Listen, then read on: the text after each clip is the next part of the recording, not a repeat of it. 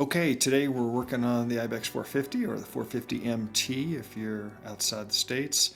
And we're talking about the auxiliary frame rails that are used to mount your skid plates and such. So these rails run here, and there's one under here you can't see, or right here you can't see just because it's dark. And they trace back into underneath the motor. They're not part of the frame from a structural perspective, but they are used to mount these types of plates and so forth, and in this case also your horn.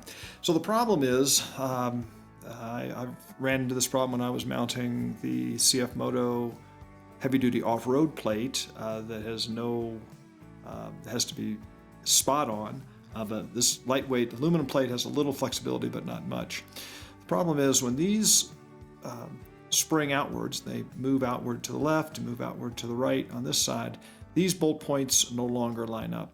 And the last thing you want to be doing is hauling on the bike if you're working by yourself, trying to line things up and get them to bite and then tighten them up. And you don't want to be pulling parts together using a bolt and a nut that are, if the parts are out of alignment. And by just taking a simple wood vise, you can pull these into alignment and then the bolts will line up. So hopefully that'll save you a little bit of headache and hassle if you decide to pull your bash plate or swap it with another. By the way, if you're looking for a heavy duty bash plate, I would avoid the CF Moto plate due to the way it is mounted in the rear. The entire plate is hung by these lighter attach points. And what's going to happen is if you take any kind of serious hit, those attach points are going to bend, and taking the plate on and off every time you need to deal with an oil change is going to be problematic.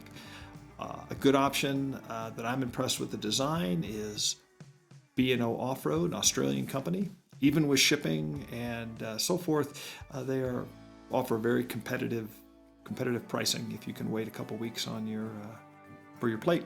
You can check more of that on our owners only Discord. Information is in the description. Have a great day.